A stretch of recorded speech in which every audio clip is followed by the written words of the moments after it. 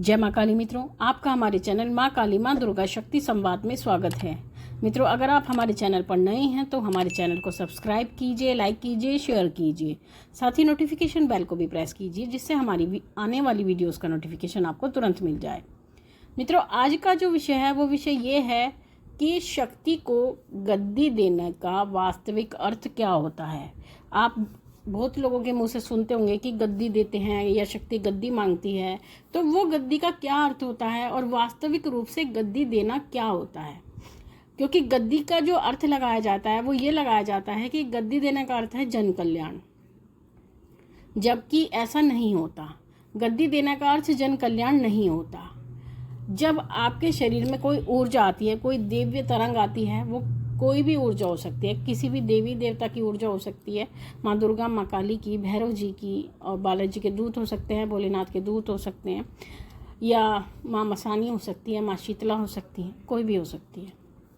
जब वो ऊर्जा आपके शरीर में आती है तो ऊर्जाएं कुछ इस प्रकार से आती हैं, अलग अलग कारणों से आती हैं, लेकिन जब वो आपके शरीर में आने लगती हैं तो वो आकर के आपसे बातें भी करती हैं, आपको पूछा भी देती हैं। फिर वो एक समय पर आकर के आपको ये बात कहती हैं कि हमें गद्दी दो, यानी हमें गद्दी दो, हमें गद्दी चाहिए। तो यहाँ पर आकर लोग कंफ्यूज हो जाते हैं। वो ये सोचते हैं कि गद्दी का अर्थ है कि अब हमें दरबार लगाना पड़ेगा, हमें जन कल्याण करना पड़ेगा, जबकि वास्तविक रूप से गद्दी देने का अर्थ ये नहीं होता। गद्दी देने का अर्थ होता है जो शक्ति आपके यहाँ आ रही है आप उसको एक स्थान दें। गद्दी देने का अर्थ ये होता है कि आप उसको एक स्थान दें जहाँ पर वो शक्ति विराजमान हो जाए। जैसे आप अपने पितृ बिठाते हैं, यानी पितरों को स्थान देते हैं, उसी प्रकार से वो जो ऊर्जा आती है उसको स्थान की आवश्यकता होती है, तो वो स्थान मांगती है, गद्दी मांगती है। तो जब आप उसको स्थान देते हैं या गद्दी देते हैं तो वो ऊर्जा वहाँ पर विराजमान हो जाती है और स्थायी हो जाती है। और गद्दी उसी घर में मांगी जाती है जहाँ पर उस ऊर्जा का मान सम्मान किया जाता है। अगर आपके घर में कोई ऊर्जा या शक्ति सवारी आ रही है, आप उसका मान सम्मान नहीं करते हैं, तो वो आपसे कभी भी गद्दी की मांग नहीं करेगी। वो गद्दी की मांग तभी करेगी जब आप अपने घर में उसका मान सम्मान करते हैं, उनके आदेशों का पालन करते हैं, जो वो कहते हैं आप वही करते हैं, तो तब वो आपसे प्रसन्न होकर के स्थान मांगती है। यानी वो आपके कल्याण हेतु, यानी आपका भला करने के लिए वो उस जगह पर स्थिर होना चाहती हैं, तो इसलिए वो स्थान मांगती हैं, इसीलिए वो गद्दी मांगती हैं। और स्थान देने का अर्थ होता है कि उस शक्ति को, उस ऊर्जा को आप एक स्थान दो। स्थान में आप उसके लिए मंदिर भी बनवा सकते हो। जिस देवता की या देवी की सवारी आती है तो उनके नाम का मंदिर बनवाया जाता है। तो मंदिर आपको अपनी भूमि पर बनाना होता है, किसी अन्य व्यक्ति की भूमि पर आप वो मंदिर नहीं बना सकते। जो भूमि आप खरीदेंगे अपने पैसों से खरीदेंगे, यानी स्वनिर्मित मंदिर वो होना चाहिए। तो स्वनिर्मित मंदिर यानी स्वयं की ज़मीन पर आप वो जो मंदिर है आप वो मंदिर बनाएं और उस मंदिर में जो ऊर्जा है उसको वहाँ स्थान दें। तो जब वो अपना स्थान ग्रहण कर लेती है तो वो शांत हो जाती है, यानी एक स्थान पर वो स्थिर होकर बैठ जाती है। तो इस प्रकार से ऊर्जा को स्थान दे दिया जाता है। अब एक होता है गद्दी, ये तो एक स्थान देने वाली बात हो गई।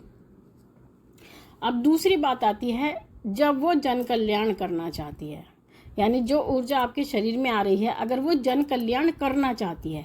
ये नहीं कि हम चाहते हैं जन कल्याण करना।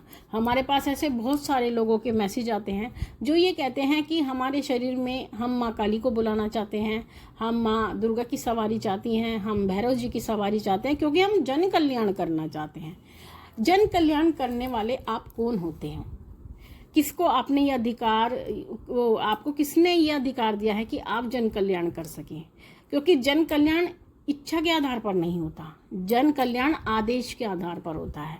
जब आपको आदेश लगता है तब आप जन कल्याण कर सकते हैं। आप अपनी इच्छा मात्र से जन कल्याण नहीं कर सकते, क्योंकि अगर भले ही आपके शरीर में ऊर्जा आ रही है और वो ऊर्जा आपसे जन कल्याण नहीं करवाना चाहती, क्या पता वो आपके अंदर कौन सी ऐसी चीज़ देखती है जिसके आधार पर वो आपको जन कल्याण के लायक नहीं मानती है, क्योंकि जन कल्याण के लिए भी आपको उस लायक बनना पड़ता है। आपके अंदर कुछ ऐसी विशेषताएं होनी चाहिए जिससे कि आप जन कल्याण कर सकें। जन कल्याण का अर्थ है कि जो दुखी लोग हैं उनकी सहायता कर सकें, ना कि उनको प्रताड़ित करें, ना ही आप उनके साथ कोई गलत व्यवहार करें, या वो आए तो वो किसी भी प्रकार से प्रताड़ित स्वयं को महसूस करें। तो इस हिसाब से शक्ति का आदेश जब लगता है, और ये आदेश ऊपर से ही आता है, यानी जहाँ से माँ भगवती की शक्ति आती है, माँ भगवती का ही आदेश आता है, तभी व्यक्ति जन कल्याण करता है। तो जब वहाँ से आदेश लगता है कि आपको जन कल्याण करना है, यानी गद्दी स्थान आपने भले ही दे दिया है और जन कल्याण का आदेश आपको नहीं आया है, तो आप जन कल्याण नहीं करेंगे। फिर माँ भगवती का या जिस भी ऊर्जा की आपके अंदर सवारी आती है, तो वहाँ से उनका आदेश लगता है, और जब आदेश लगता है उसके बाद में आप जन कल्याण कर सकते हैं उनकी आज्ञा के अनुसार। जब तक आज्ञा नहीं आती है आप जन कल्याण नहीं कर सकते। तो जब आप गद्दी तो भले ही अपनी शक्ति को दे चुके हो, स्थान अपनी शक्ति को दे चुके हो, लेकिन बिना आदेश के आप जन कल्याण नहीं कर सकते। अगर आप बिना आदेश के जन कल्याण करते हो, ना तो किसी का कल्याण होगा, हाँ आपके साथ कुछ ना कुछ बुरा अवश्य होगा, क्योंकि कोई भी जो चीज़ होती है वो माँ भगवती की इच्छा से ही चलती है, ईश्वर की इच्छा से ही चलती है। उनकी इच्छा के विरुद्ध आप कोई भी कार्य नहीं कर सकते, और ना ही वो कार्य चलता है, चाहे आप कितना भी प्रयास कर लें। उसी प्रकार से जो सवारी होती है, जैसे कि कुछ लोग कहते हैं कि हमें उपाय बताइए, हम क्या उपाय करें जिससे कि सवारी हमारे शरीर में आ जाए। उपाय करने से कभी सवारी किसी के शरीर में नहीं आती। कोई ऐसा उपाय नहीं है जिससे आपको सवारी मिल जाए। सवारी तभी मिलती है जब आपका तप उस स्थिति में चला जाता है, आपके अंदर कुछ विशेषताएं होती हैं और आपकी आत्मा इतनी निर्मल और पवित्र होती है, तब जाकर के एक भगवती की किरण आपके शरीर में प्रवेश करती हैं। और बहुत से लोग ऐसे हैं जो लोग ये कहते हैं कि हमको माँ की सवारी है, माँ की सवारी है। हम बहुत सारे लोगों को ऐसे देखते हैं, वास्तविक रूप से माँ की सवारी उनके शरीर में होती नहीं है। माँ की सवारी नहीं, वहाँ पर संकट खेल रहे होते हैं जो स्वयं को माँ बता करके लोगों को भ्रमित करते हैं। और बहुत से संकट ऐसे भी हैं जो गद्दियाँ भी लगा रहे हैं, पूरा दरबार चला रहे हैं, लेकिन उसमें संकट ही विराजमान होते हैं। माँ भगवती का कोई भी अंश वहाँ पर बिल्कुल भी विराजमान नहीं रहता है, लेकिन वो लोग खुद ही नहीं जान पाते कि ये माँ भगवती है या संकट है। तो इस प्रकार से माँ भगवती की जो किरण होती है वो बहुत कम लोगों में आती है, और जिन लोगों में आती है वो अलग ही व्यक्तित्व उनका होता है। उनके अंदर कोई लालच नहीं होता, कोई लोभ नहीं होता, वो केवल जन कल्याण ही करते हैं। कभी किसी से कोई लूटनाट या ठगने वाली स्थिति कोई नहीं होती है उनकी।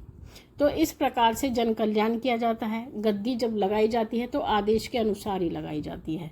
तो इसलिए कभी भी जब आपकी जो ऊर्जा है आपसे ये कहती है कि हमें गद्दी चाहिए, गद्दी चाहिए, तो आप इस बात को समझना कि गद्दी का अर्थ है कि वो आपसे स्थान मांगती है, अपना स्थिर होना चाहती है, अपने आप को एक जगह स्थायी करना चाहती है, इसलिए वो आपसे गद्दी की मांग करती है। तो मित्रों, ये थी जानकारी आप सभी के लिए। माँ भगवती से यही प्रार्थना करती हैं कि वो आपके भंडारे भरती रहे, आपकी सभी मनोकामना को पूर्ण करती रहे, आप पे अपना पूर्ण आशीर्वाद बना के रखे। आपसे फिर मिलते हैं अपनी अगली वीडियो में। तब तक के लिए जय महाकाली, जय महाकाल।